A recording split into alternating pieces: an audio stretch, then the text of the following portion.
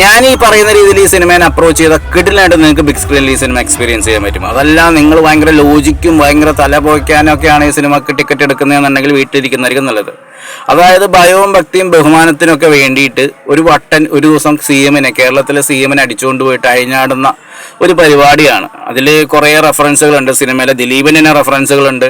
അതിൽ വർക്ക് ആയതുകൊണ്ട് വർക്ക് ആവാത്ത റെഫറൻസുകളുണ്ട്. അതിൽ മീശമാധവനിലെ ക്യാരക്ടർ, മുകുന്ദനുണ്ണിയുടെ ക്യാരക്ടർ എനിക്ക് ഒട്ടും വർക്കായില്ല. പിന്നെ മോഹൻലാലിൻ്റെ കുറേ ക്യാരക്ടറിൻ്റെ റെഫറൻസ്, സിനിമയിലെ റെഫറൻസ് ഒക്കെ കിടലായിട്ട് യൂസ് ചെയ്തിട്ടുണ്ട്. മമ്മൂട്ടിയുടെ ന്യൂഡൽഹിയിലെ കിടലായിട്ട് യൂസ് ചെയ്തിട്ടുണ്ട്. പിന്നെ ഇതിലെ ക്യാരക്ടർ നമ്മൾ കണ്ടു പരിചയിച്ച ഒരു റിവെഞ്ച് സ്റ്റോറിയിലെ ഒരു ക്യാരക്ടർ തന്നെയാണ് ദിലീപിൻ്റെ. പക്ഷേ അത് ഡിഫറൻ്റ് ആയിട്ടാണ് സ്ക്രിപ്റ്റിലൂടെ കൊണ്ടുവന്നേക്കുന്നത്. ഭയങ്കര മാസ് മസാല സിനിമയുടെ ഒരു ഫോർമാറ്റ് ആണെങ്കിൽ പോലും അതിലൊരു കുറച്ചും കൂടി ഒരു സ്റ്റാൻഡേർഡ് കീപ്പ് ചെയ്യുന്ന രീതിയിലാണ് അതിൻ്റെ സ്ക്രിപ്റ്റും മേക്കിങ്ങും അത്യാവശ്യം കൊണ്ടുവന്നിട്ടുണ്ട്. നമുക്കൊരു ഗുഡ് ബാഡ് അഗ്ലി ഒക്കെ ഫീൽ ചെയ്യും. അജിത്തിൻ്റെ ഗുഡ് ബാഡ് അഗ്ലിയുടെ ഒക്കെ ഒരു ഫീല് നമുക്ക് കിട്ടുന്ന രീതിയിലാണ്. പിന്നെ പവൻ കല്യാണിൻ്റെ OGയുടെ ഒരു ഫീലൊക്കെ വരുന്നുണ്ട്. അതായത് ഒരു ഫാൻ ബോയ് പടം എന്ന രീതിയിൽ പറയാം. ദിലീപിൻ്റെ കുറേ റെഫറൻസുകൾ കിടിലായിട്ട് വന്നിട്ടുണ്ട്. കുറേയൊക്കെ കൈയടിക്കാനുള്ളതുണ്ട്, കുറേയൊക്കെ വർക്കാവാതെ പോയതുമുണ്ട്.